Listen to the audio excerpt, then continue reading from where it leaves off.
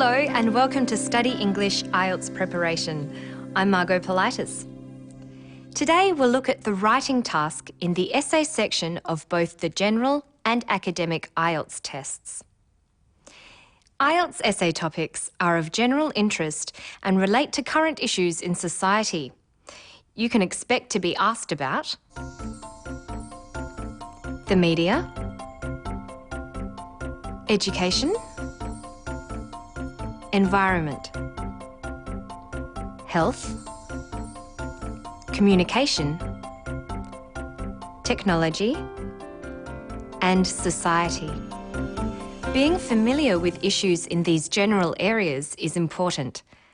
Listening to English language media will help you develop a bank of ideas on topics like this. An issue in health could be about children eating too much and not exercising enough. You could be asked to discuss a statement such as, children's eating habits and lifestyles today are more likely to be harmful than beneficial. You should know the essay instructions. These tell you how much time you have and how much you need to write. You are instructed to spend about 40 minutes writing the essay, which has to be at least 250 words. With practice, you'll know without counting what your 250 words look like. You will also be asked to give reasons for your answer and include any relevant examples from your knowledge or experience. This is one of the instructions, so you need to follow it. Reasons are saying why you think something is true or not. You could write, an increasing number of children are becoming obese because they are eating too much junk food. Reasons are supported by examples, like this. For example, aggressive marketing of such foods towards children is one of the contributing factors. Relevant examples are examples like this that are clearly connected to the question. Now let's look at an essay question and how to analyse it before you write your answer.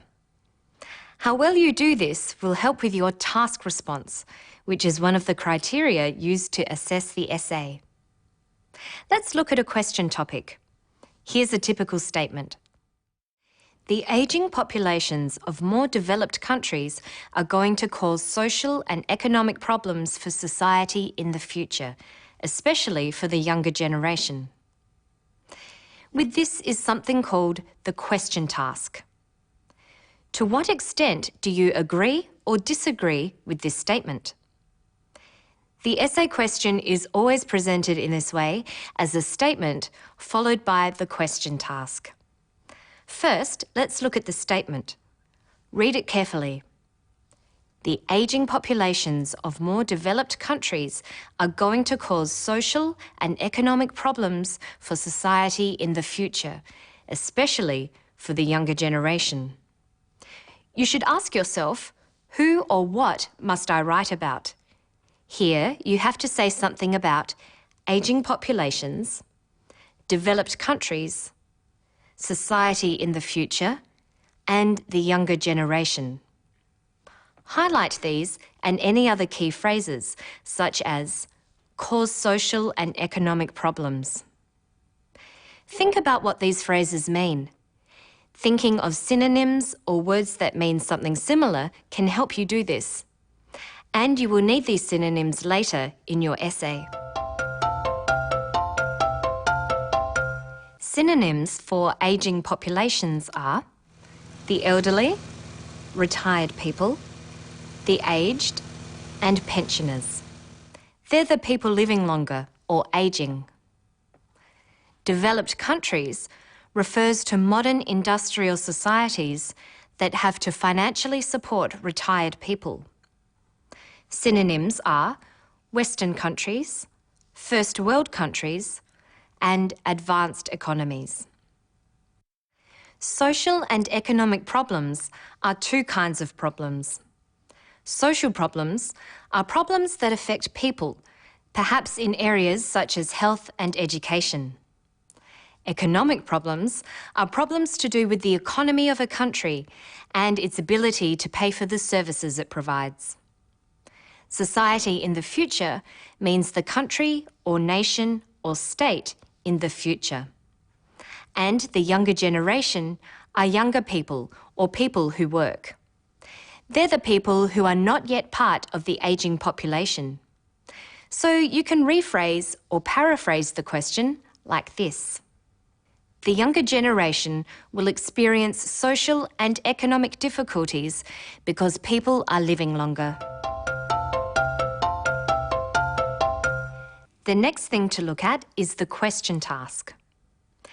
To what extent do you agree or disagree with this statement?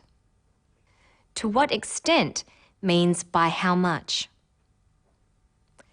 Here you're being asked to give your opinion about the statement. You might agree with it, or you might think it is wrong. It's a good idea to reword this type of question into a yes-no question, like this. Do you agree that the younger generation will experience social and economic difficulties because people are living longer? Yes or no? You could think, yes, I agree completely, or perhaps, yes, I agree with some of this, but disagree with other parts of it. But keep in mind that asking how much you agree or disagree tests your ability to look at two sides of an issue and present a balanced argument. Even if you say yes and agree completely, you still have to look at the other side of the argument and think about why someone would disagree. You would need to write 2 body paragraphs in an essay of this type, one saying what you agree with and one saying what you disagree with. In the conclusion of your essay, you would state your position on the topic. Let's look at another question. Internet access should be under government control to avoid any potential harm to children. Who or what must you write about? The internet, government, and children.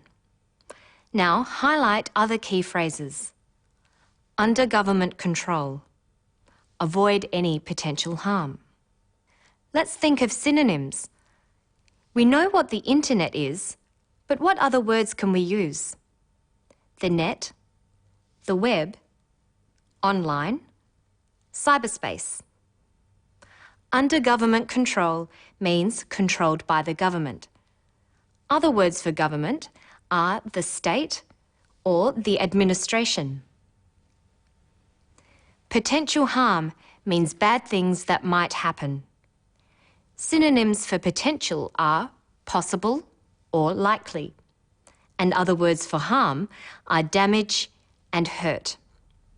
So we could paraphrase this statement as, the state should control access to the web to avoid possible damage to children. The same question task we looked at earlier can be used. To what extent do you agree or disagree with this statement? You are being asked for your opinion. What you need to do here is say what you think. The state should control access to the web to avoid possible damage to children. Yes or no? Now you should think about reasons for your point of view and why you don't agree with the opposite view. So, to recap, the way you respond to the question and the instructions is part of what you are being marked on. The examiners call it task response. Make sure you follow the instructions and write the correct number of words. That's all for now. Don't forget to visit our website for more. I'll see you next time on Study English.